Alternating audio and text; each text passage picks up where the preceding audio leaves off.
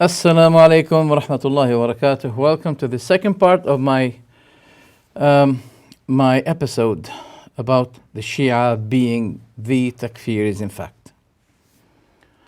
So that's the second part.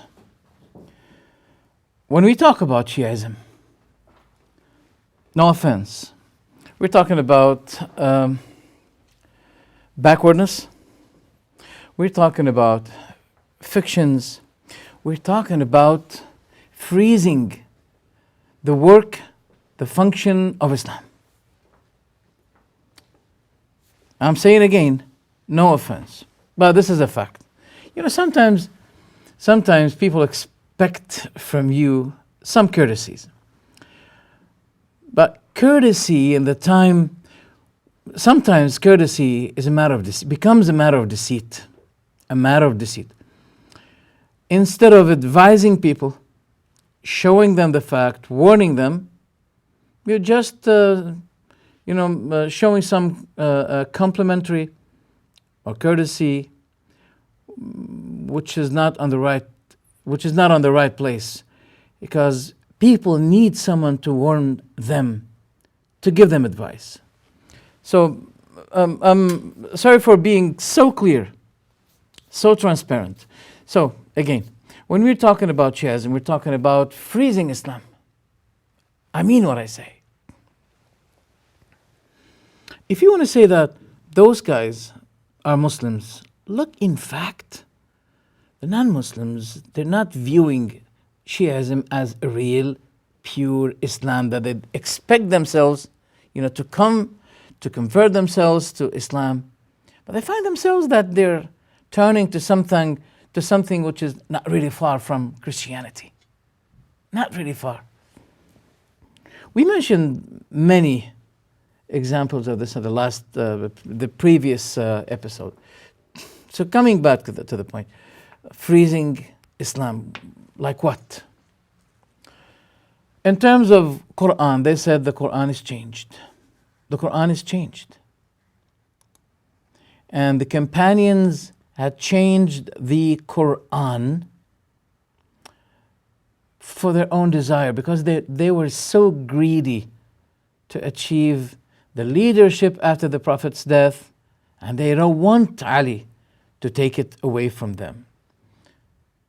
So they made the matter of leadership is one of the pillars of Islam, as I mentioned to you last time.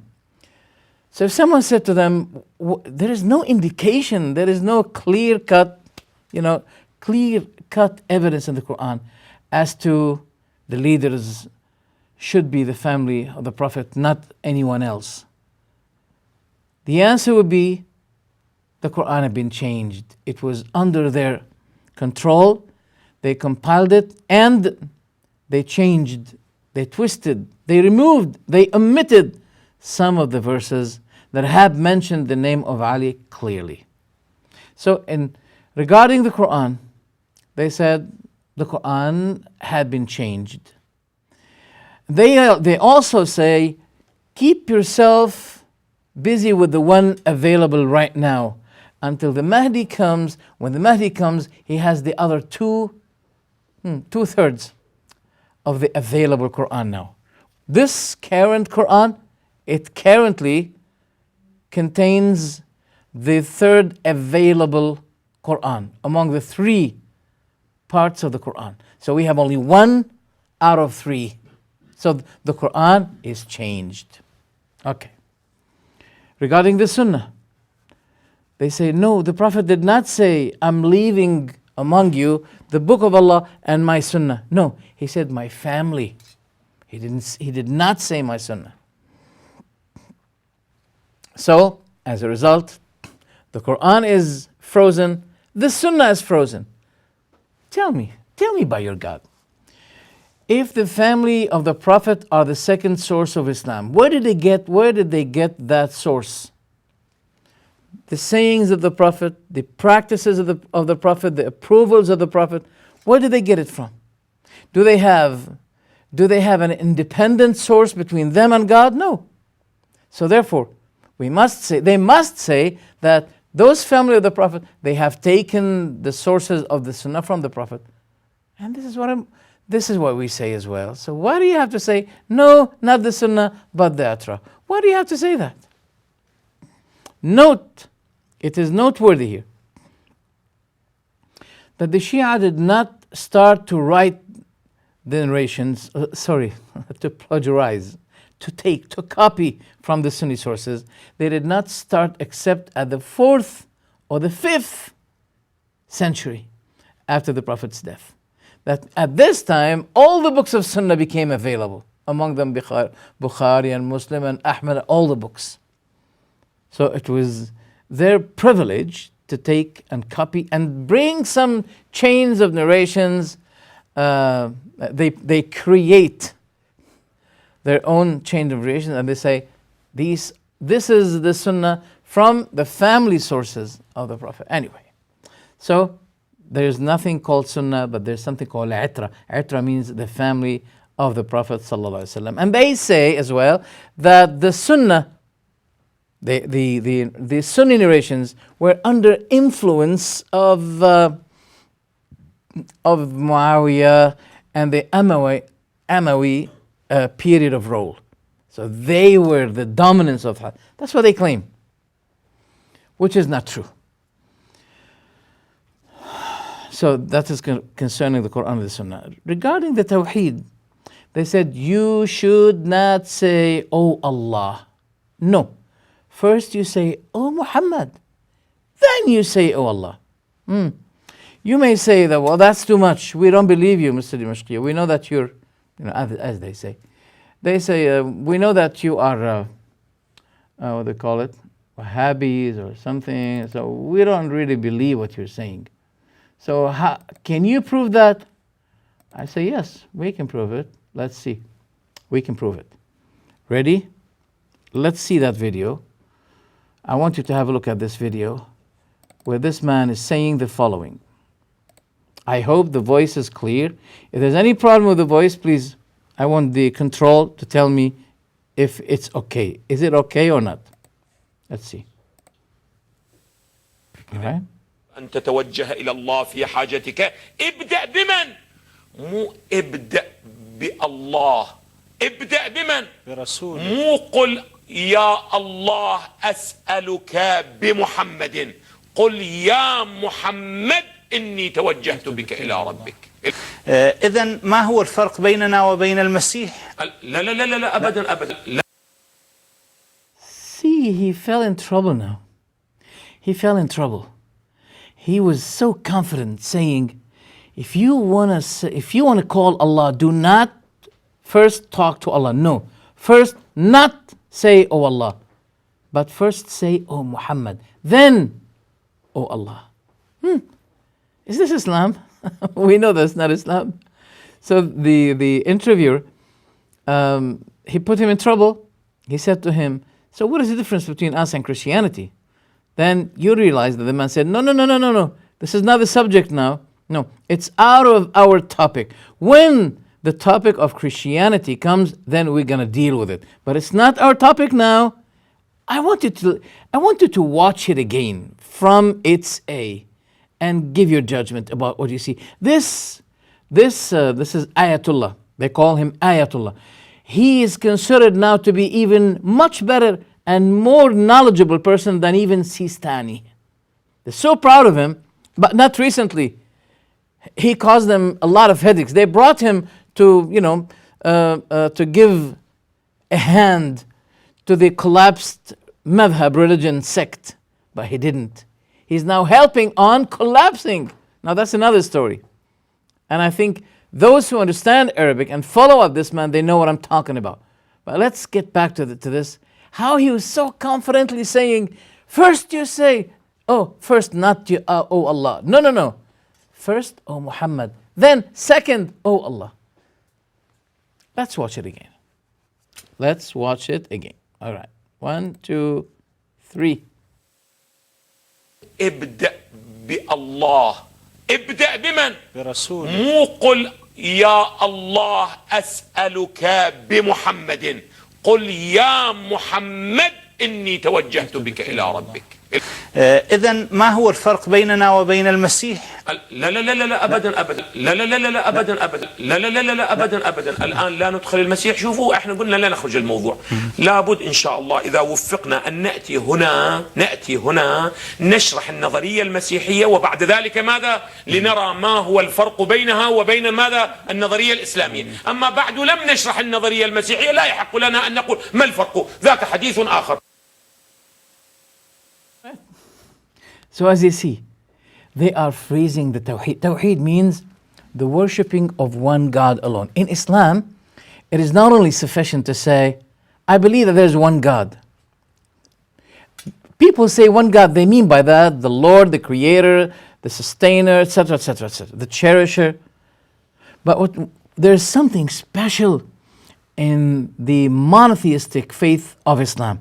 And that is, if you believe that there's one Creator, you should worship that one Creator. And you are tested with some difficulties that Allah set for you. And Allah wants you to return to Him, to turn to Him, to turn your direction of invocation, calling for salvation, to turn to Allah, to your Creator alone. Okay, that is Islam. That is the real Tawheed. So this man is saying really something horrendous, hilarious, unexpectable. To say, number one, no, oh Allah. So they're freezing Tawheed. Where's the Tawheed? This is even Christians. I don't think they say you must call Jesus. You should not call God, His Father. Maybe. I think they say, because they said, I am the truth, the way, and the life. No one can go to God except through me. They're similar. See, there's a great deal of similarity between Christianity and what this Ayatollah Haydari is saying. It's the same thing. Regarding Allah's names and attributes, they said, وَكَمَالُ تَوْحِيدِهِ نَفْيُ الصِّفَاتِ عَنْهُ. The perfect tawheed of Allah is to deny His attributes. What? Allah has no attributes. He is Ar-Rahman, Ar-Rahim, Al-Wadud, Al-Ghafur.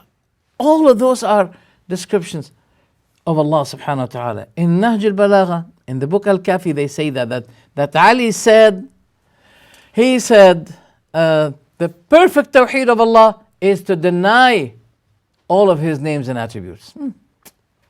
So, and they made the leaders of Ahlul Bayt, the family of the Prophet, they made them the names of Allah instead. They are the names of Allah. When I talk about Shia, I talk about really horrible and a lot of things. Okay.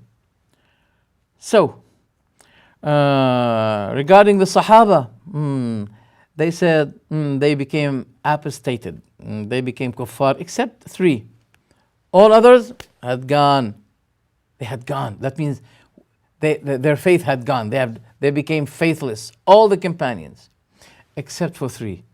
Abu Dharr, Al-Miqdad, and Salman al-Farisi. That's all.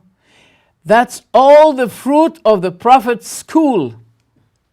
The Prophet could not graduate except 3 companions. Out of hundreds of thousands that they were following him, there remained only 3. What about Abu Bakr and Umar? No. Those are kuffar. And you're going to see the evidences. They say that Abu Bakr and Umar are kuffar. Wait a minute. Talking about Abu Bakr and Umar it has a speciality. Why? The special thing with Abu Bakr and Umar, that they have compiled the Quran after the Prophet's death. The Shia say, no, that was Ali. Oh, wait a minute. You say Ali, but you complain that the name of Ali was not existed in the Quran anymore by the conspiracy of Abu Bakr and Umar. So therefore, if the Quran that we have today is the Quran of Ali, we should have at least found the name of Ali therein. But you say, there are many verses that are related that mention clearly the family of the Prophet, and among them Ali, it had been omitted for a reason or another. So, as a result, the Quran that we have today is not the Quran of Ali, is the Quran of Abu Bakr and Umar that both they collected the Quran. Would you think that a Christian will come and say, well, I'm interested in becoming Muslim? But wait a minute. You must believe that your Bible is changed. All right. So then I can't become Muslim. Why?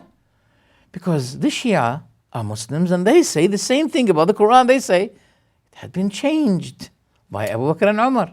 And if you say that those people did not change it, but they are not trustworthy, but rather Kafirs, disbelievers, then this automatically, this Quran has no credibility, because the Quran have been compiled by those who are not believers, kafir, apostated. You see, you're freezing. The Shia are freezing Islam. Regarding the leadership, they said you must believe that there is a leader, all right, for Islam. Okay, that's good. Who's that? There should be only the family of the Prophet ﷺ. All right. Right. But wait a minute. Ali himself, being one of the family of the Prophet Muhammad ﷺ, he is one of those who gave his pledge bay'ah to Abu Bakr and Umar and Uthman. No. He was forced. Some of the Shia say he was forced. Some others say no. He wanted to maintain the unity of the Ummah. That's why he gave it up for this purpose. But note here, the Shia do not give up these topics nowadays. No. They must always bring the doubts. What about Ali? Who's better? Who should have been the leader before, Abu Bakr or not?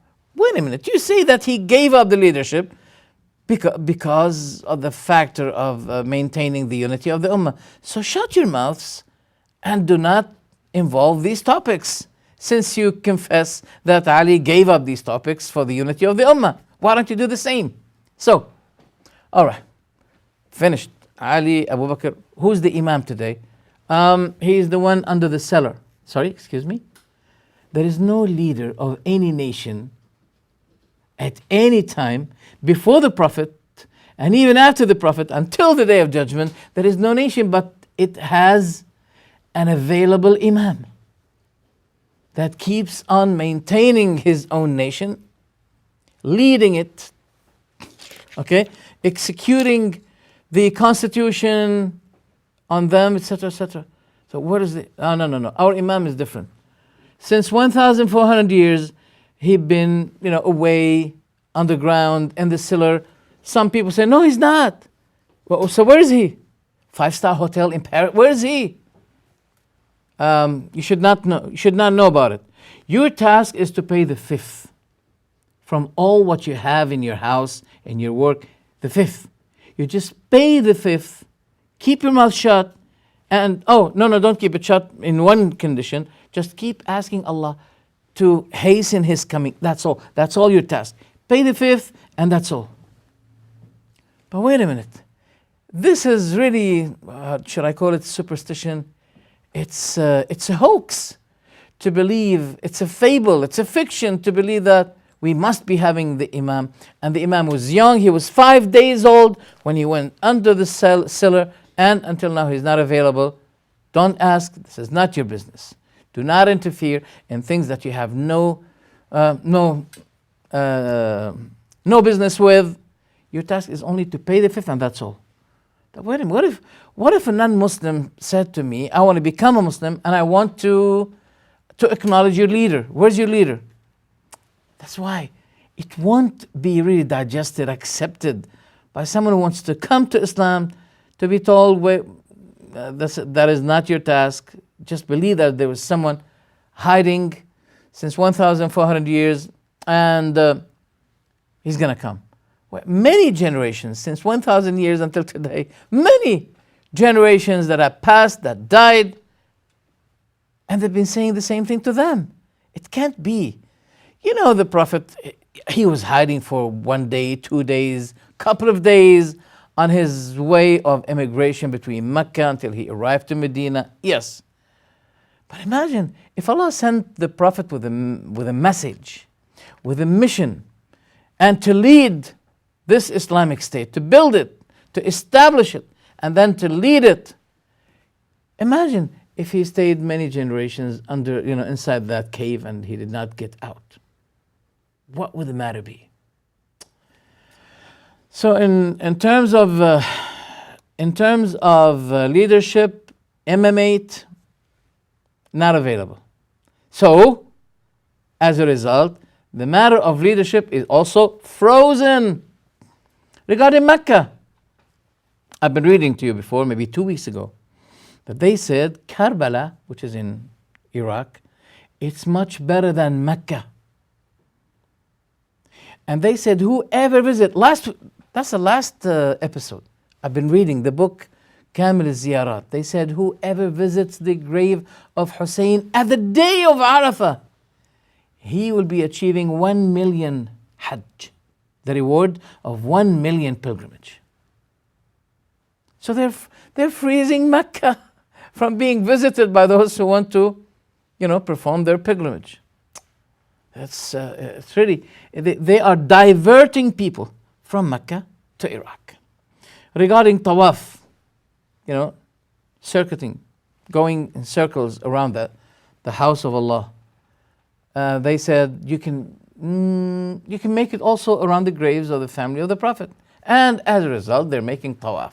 So we can see the freezing of the worship that Allah ordered us to do from going around the house of Allah in Mecca to go around the shrines in Iraq. Regarding fasting, they said Ashura. No, it's bid'ah to fast in Ashura. Sure, they're not going to fast in Ashura because they need liquids. They're losing blood as you see them beating themselves up, beating even their children. I mean, imagine if we say they're Muslims, they're brothers, mashallah, yes, we should be united, Shia and Sunni together. And those non-Muslims, they watch all of these silly, ridiculous things on TV every Ashura. We have to be troubled by people asking us these questions. What is that? They won't understand it if we say to them that in Spain, these used to be Christian rituals. In Philippines, it's still Christians. But you guy, you do not know. You're ignorant. You don't know that this was one of the rituals in Christianity.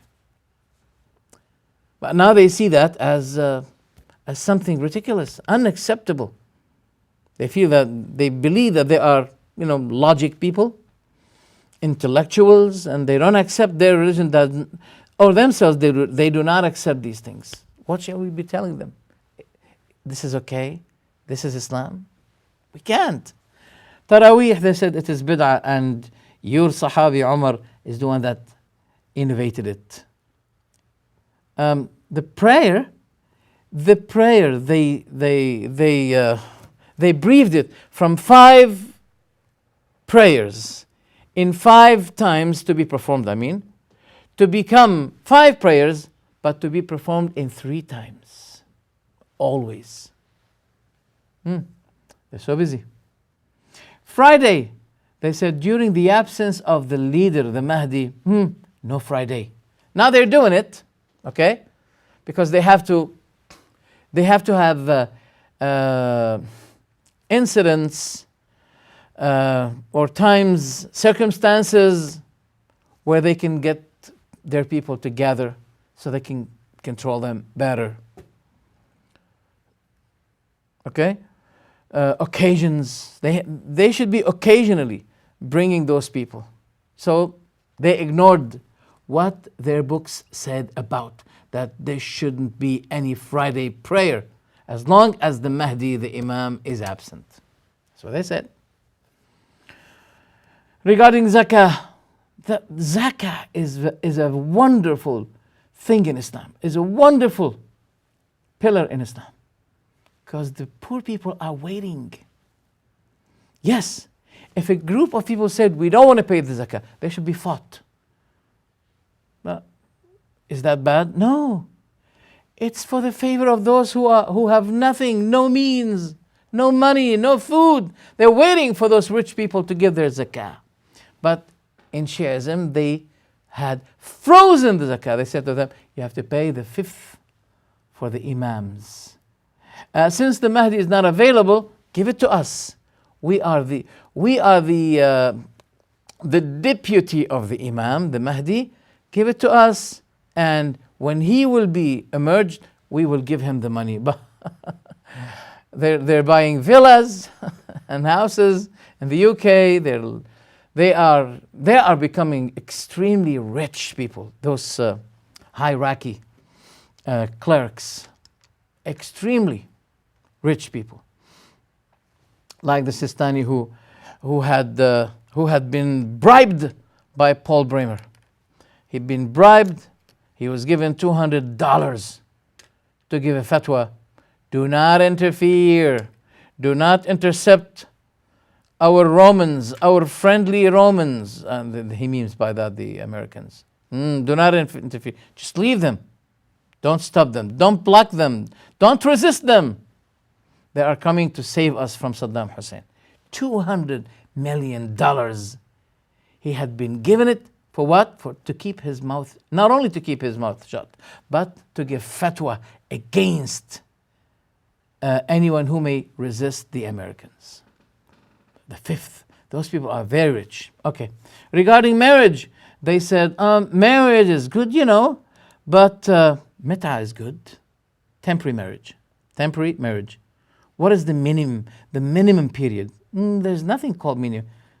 5 minutes, 1 hour, 2 hours, it's okay. That's the minimum if you like. So what is the difference between fornication and mit'ah? They say, don't ask questions that are not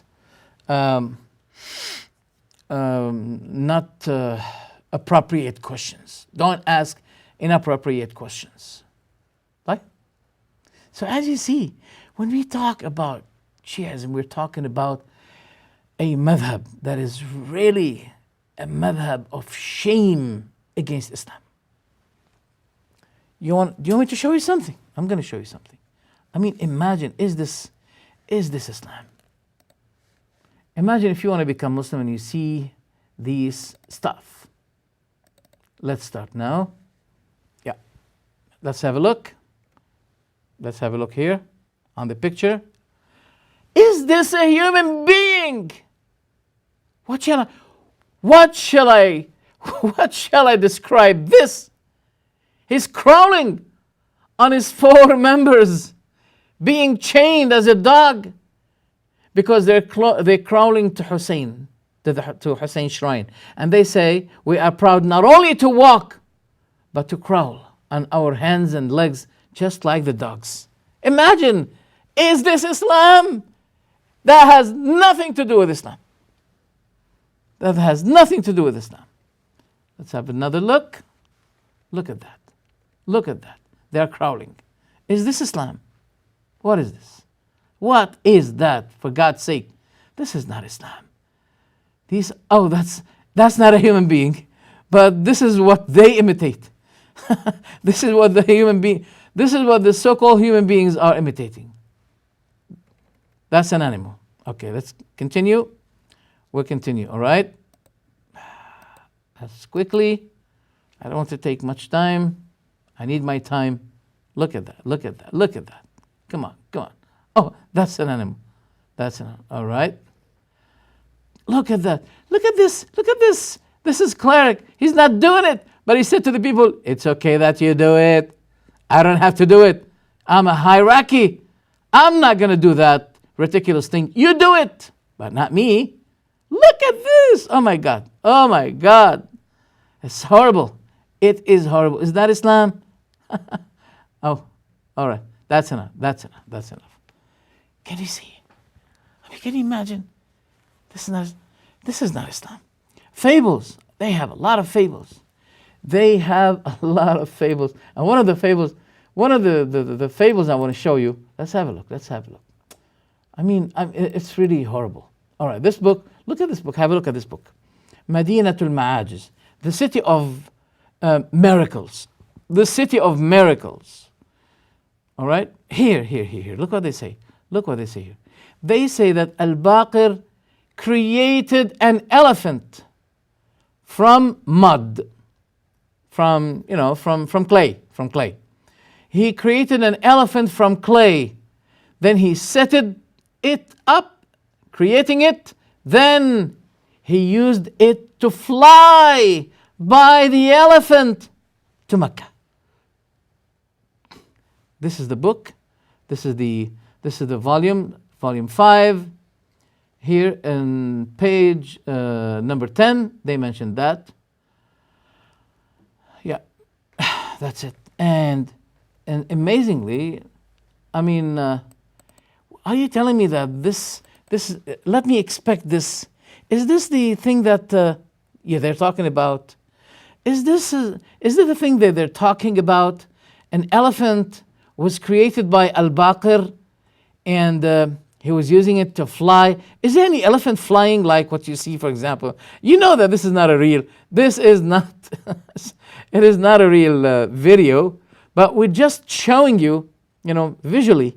I mean, we're showing you. We want you to imagine with us what they narrate in their books. That Al-Baqir, one of the family of the Prophet, he creates an elephant and then he rides on it, and we're taking off. Put your seatbelt. Put your seatbelt. All right. Now we finished this. We have finished this issue. All right. The other thing I wanted to mention to you is about... let's get back to the matter of takfir. When we talk about takfir, we're talking about accusing others in disbelief. Accusing others in disbelief. What do we mean by that? All right. If you remember with me, in this book, we call it Al-Arba'una Hadithan, the 40 Hadith. The 40 Hadith, we just want you to have a look at the book. Have a look at the book. All right, that's it. Yeah. Okay. In that book, if you remember the page, I just want to refresh your memory. Page 632, here they say, the title, believing that the leadership belongs to Ahl al-Bayt, not to anyone else, is a condition for accepting all your works, salah, zakah, etc. And they said, it's even a condition of accepting your iman, approving that you are a believer in the Prophet ﷺ. That means if you don't believe, for example, if you do not believe that the Mahdi, the absent Mahdi, is the Imam, that means you're not a believer in the Prophet. This is the book called Al-Arba'un Hadithan, the 40 Hadith. They call them the 40 Hadith. All right, now. Okay. Sorry for that. Okay. Now, regarding, we just want to mention something very important about takfir. What is takfir? Takfir, accusing others of disbelief, is a dangerous issue. Dangerous issue. We should not speak without knowledge. takfir, accusing others of being disbelievers, is the right of Allah and the right of His Messenger. But if Allah subhanahu wa ta'ala decided that if someone does this, he's becoming disbeliever, we have to deal with it in a way. For example, if someone did something that causes him to be a disbeliever, we do not accuse him, at the first point, we do not accuse him in disbelief. We say, fear Allah. What you're saying is, for example, what you're saying is wrong. Okay? If he says, give me the evidence, we show him the evidence. If he resisted the evidence, if he did not accept the evidence and things became so clear, okay? For example, I'll give you an example. Someone said that the prayers are 6, not 5, the obligatory prayers, or 7. We say to him, fear Allah, and look what the Prophet said, etc., etc. If he said, no, I don't believe what the Prophet said, I don't accept it. Well, now the accusation of being disbeliever is becoming so clear. Is becoming so clear. And we should not judge people by what their hearts conceal. We can't. You know that Osama bin Zayd was fighting someone, and Osama was extremely beloved by the Prophet ﷺ, and he was fighting with a disbeliever, and the disbeliever suddenly found himself to be blocked in a corner. He was cornered by Osama. Then he had to say, La ilaha illallah. Then Osama killed him. Then someone complained him to the Prophet. The Prophet said, why did you kill him while he was saying La ilaha illallah? He said, oh Prophet, he was using it. He was using it as a protection for him from death. Then the Prophet said, did you open his chest and saw what his heart concealed? Did you see the secret of that in his heart? What would you be doing when this testimony, La ilaha illallah, will be brought forth in front of you? What would you be doing? So the Prophet blamed Osama bin Zayd for this. And the Prophet ﷺ said, the worst kind of what people today call interest, the worst kind of interest is to accuse others. Well, in another hadith he said, if one of you accused others with disbelief without evidence, it will return on you. If he doesn't deserve it, it will return on you. So it is a very dangerous issue.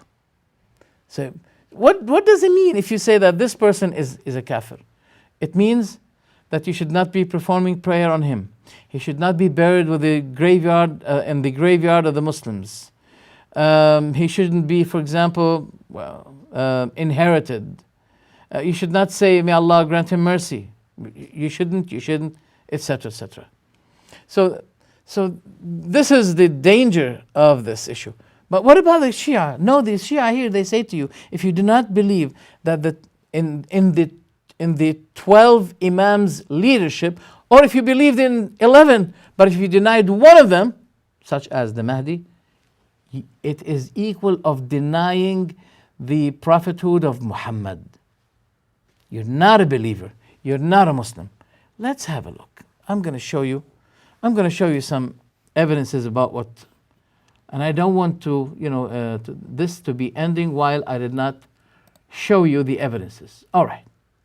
Let's go to Takfir. Oh, I think, yeah. This is my book about the danger accusation of Takfir by the, I have a problem, I don't like this. To tell you the truth, I'm not really happy with this new Windows 8. It confuses me. All right, now it's working. Let's go to the pictures now. All right, that's my book, The Phenomena of Accusing Others with Takfir. The Phenomena of Takfir in the Shia madhab. That's a book that I wrote. Okay, we have this man here, Hassan Nasrallah. Everybody knows him. He's talking about what he calls Wahhabis. He's saying that those Wahhabis, their only target is to kill Shia and Sunnah, and their priorities is to kill Muslims, and they accuse all the Shia and the Sunnah that they are kafir. Here we say to you, you should not classify those Wahhabis to be on anything called Islam. That means they're not Muslims. This is the leader of Hezbollah. That's what he's saying. All right, let's get back. We got more. We have more. Okay, Al-Anwar Namaniya. I think we have shown you that before. What does he say here? He said, here, follow the mouse here. He's saying the sign of Nawasib. Nawasib means those who are enemies to the family of the Prophet. The sign of the Nawasib, that they advance Abu Bakr before Ali in his leadership. So if someone believes that, yes, Ali is the leader, no, you're still enemy of Ali. Why? You should believe that Ali deserves to be the leader before Abu Bakr. So if you don't, so those are Nasibis. Look, he's talking about Abu Hanifa. He's saying that Abu Hanifa also, we call him Nasibi, yani enemy of Ahlul Bayt. Despite he used to be devoting himself to them, trying to be close to them, but also he's Nasibi. Why? Because he believed that Abu Bakr deserves to be the leader before Ali. So that's why they say that, yes, it is justified to classify those Nawasib, to describe them with shirk and kufr. So when we use the word Nasibi, that means those who are not, who are kafir and mushrik at the same time. All right, so, all right, here, yeah. Here he's saying, okay. He said, if anyone denied the prophet of Muhammad sallallahu alaihi wasallam, it is as he denied all the prophethoods of other prophets. And also regarding the leadership, whoever said that Ali is Imam, but he did not deny the leadership of those who claimed it, and he means by that Abu Bakr and Umar. Okay, so he is not a believer. He is not a believer. Wow, that's difficult. All right, here, also in the book Bihar al-Anwar. What volume? Let's see, what volume is that? Volume 23, page 390. What they say? He said, it is justified to use the word kafir, mushrik, on anyone who did not believe in the leadership of Ali and the Imams after him, or preferred someone other than them over them. Those are kuffar, and they will abide endlessly in Jahannam, in the furnace of hell. And also Al-Mufid, he quoted Al-Mufid as saying, all the Imamis, that means the Shia groups, they have all agreed that whoever denied the leadership of one of the Imams, he is kafir, deluded, deserves to remain in hell eternally. They say that we are the Takfiris. They say we are the Takfiris. They are in fact the Takfiris. All right, let's see here. Oh, this man, Al-Anwar al-Nu'maniyya, volume 2, page 278, he's saying that the Ash'aris, their knowledge of religion, of Allah, it is not different with the knowledge compared to the knowledge of Christians. They and the Christians, they have the same belief. That now they're not talking about Wahhabis. They're talking about the Ash'aris. Then he further said, the Ash'aris did not know their Lord correctly, but they knew him incorrectly. So there is no difference between their knowledge about Allah and the knowledge of the disbelievers about Allah. He further says here, they are even worse in acknowledging the Creator. They are worse than Christians and the pagans. Oh my God.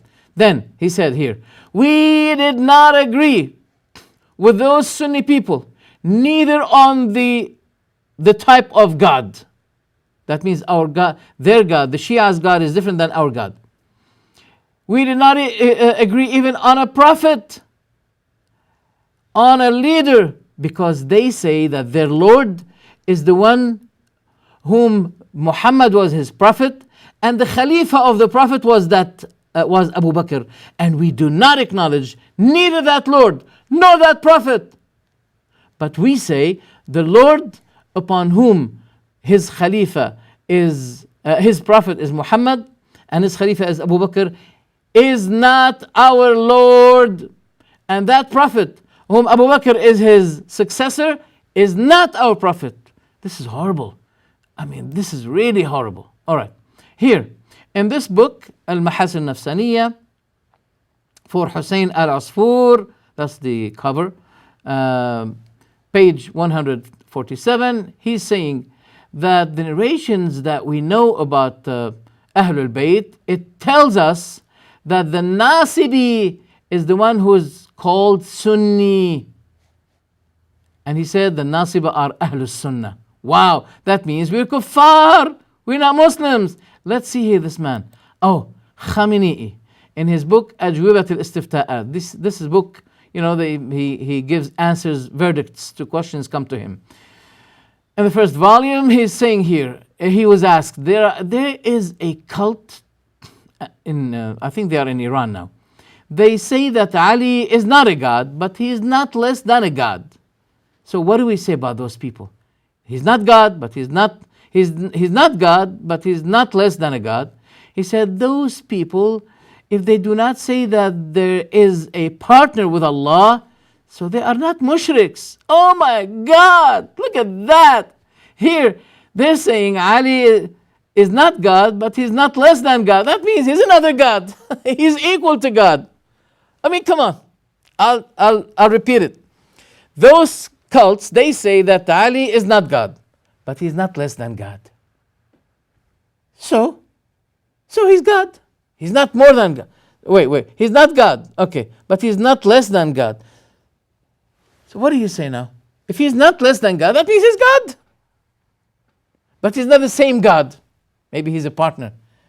And ironically, he's telling us that they're not mushriks. It's really very strange. Okay, let's go to another one. You're going to see many wonders. Here, yeah, he's saying Nasib, he has the same ruling of Kafir. Yes, he's declaring Shahada, externally. Okay, but he is Kafir. All right? Then he's saying here that, he's quoting Al-Khu'i saying that. He's saying that they're evil. Yeah. Allah did not create any creature ever dirtier than the dog. But the Nasib, the enemy of Ahlul Bayt, is much dirtier than the dog. Wow.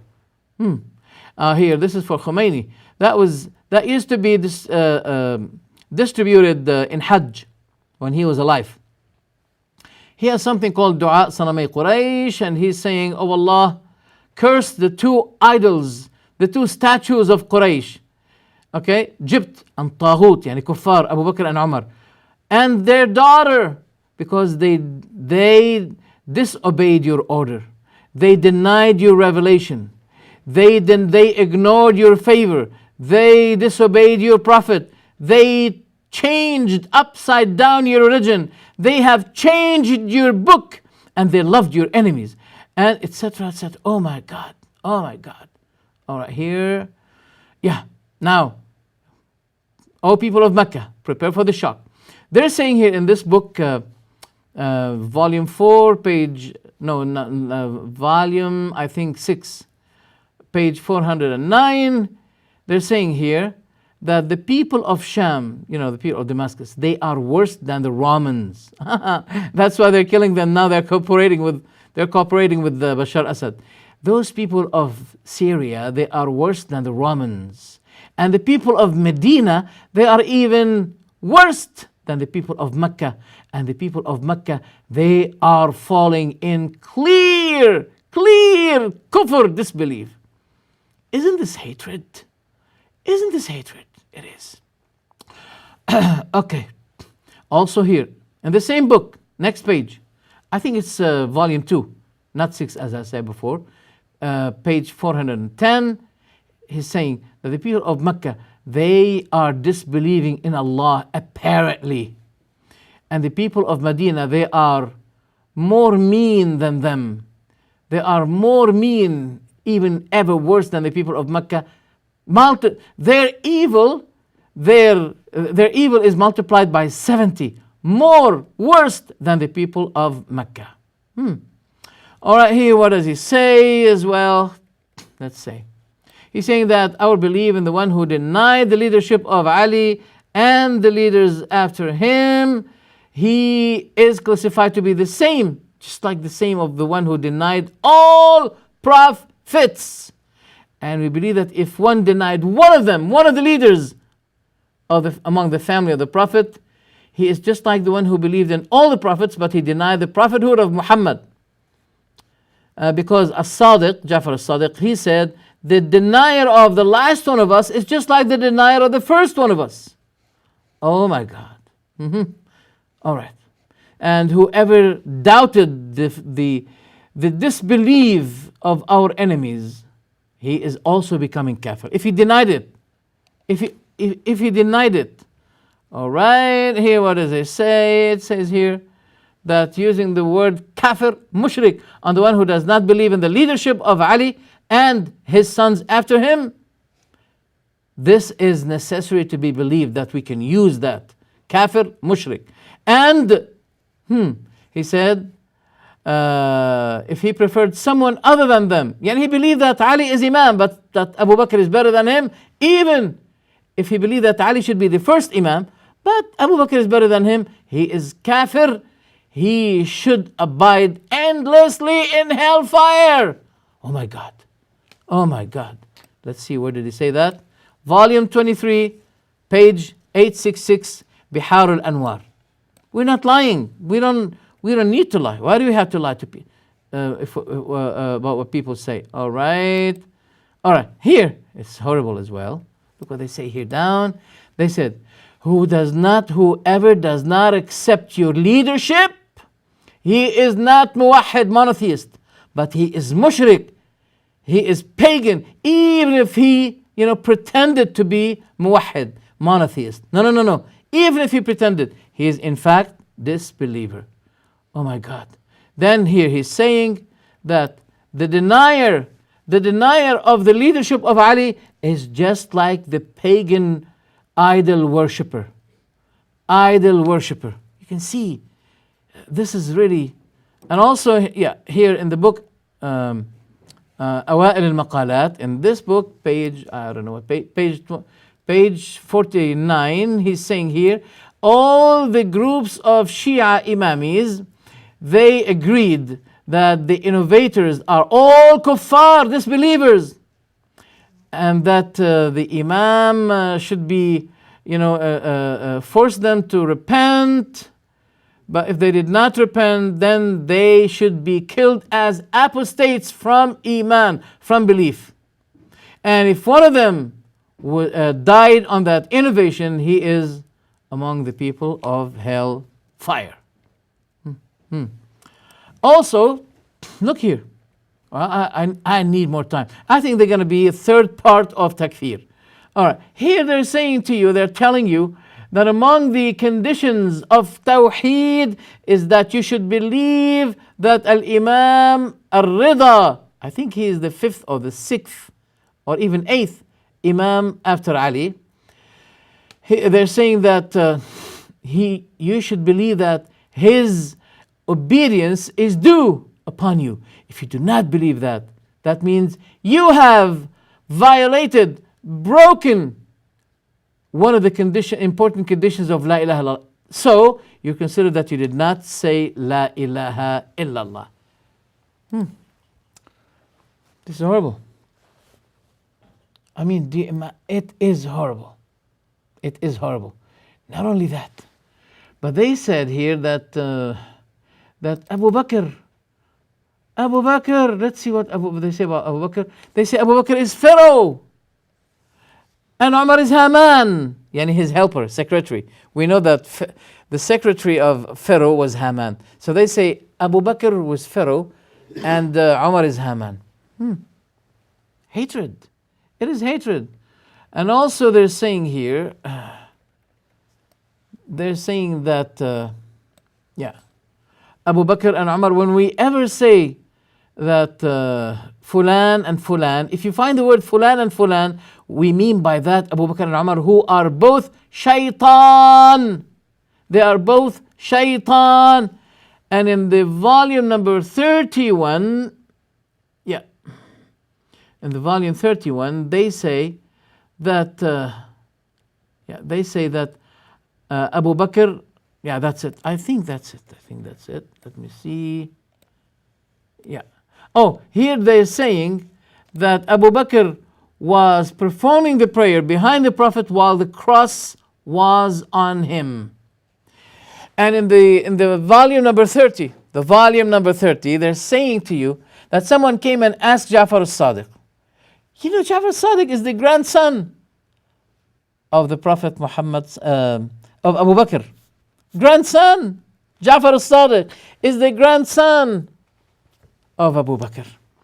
And they say to you, they're saying to you that Abu Bakr and Umar are kafir. The one who loves them is kafir. The one who gives them loyalty is also kafir. Now, I just want to show you something before I end, because I was told that, it's over and there's no more time. But before that, I wanted to show you something. I hope I can find it. Let's have a look at this video before our time ends. It's important. So we're going to make our comments on that next week, inshallah. But let's have a look at that to show you the bigotry, the provoking of hatred that emerges from the black hearts of those people. Look at the video. To get this fun and educational for everybody. See this shoe, right?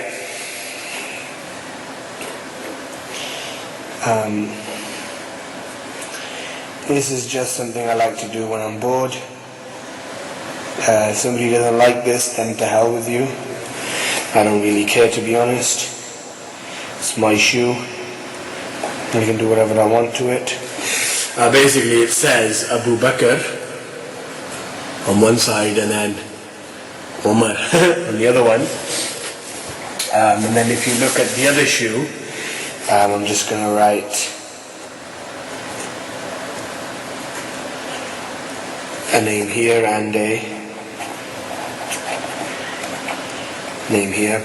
Basically, it's got Aisha on one side and it's got Hafsa on the other. So that's just a little joke that I like to do with my shoes. What I'm thinking about doing, since these shoes are old and I don't really need these shoes anymore, what I'm thinking about doing is taking these shoes into a Sunni mosque and then just chucking them there and just leaving them there, Anyway. So what do you say about that? He's slandering Aisha, and he's putting the name of Aisha on his shoe, and the name of Hafsa. Do you know that this man is so stupid to the extent that he doesn't know that the name of Al-Hussein's wife is Hafsa? Aisha is the wife of the Prophet ﷺ. We all know that. But furthermore, Musa al-Kadhim. If those people know that Aisha was kafir, why do they have to use her name for their children? Musa al-Kadhim. According to Al-Nur al-Nu'maniyya, first volume, page 380, they declared, the Shia, that his daughter's name is Aisha. The daughter of Ja'far bin Musa al-Kadhim, his son. He had a daughter and he called her Aisha. Ali Rida ibn Musa al-Kadhim, he had a daughter and he named her Aisha. Muhammad al-Jawad, the son of Ali Rida, he had a daughter and he named her Aisha. And this is a long thing. I'm not going to mention it now to you. It's only to leave you with that until the next week, inshallah. But to see the hatred of those people. They are ignorant. They don't know that Ali called his son Abu Bakr. This is the nickname. Why Ali used the nickname of Abu Bakr for his son. His son's name was Abu Bakr, the son of Ali. Umar, the son of Ali. Uthman, the son of Ali. And he's putting the names of those Ahlul Bayt, writing them on his shoes. Isn't he ignorant and provocative enemy, full of hatred? Be with me next week for more details with the matter of Takfiris. are the Shia. Assalamu alaikum wa rahmatullahi ta'ala wa barakatuh.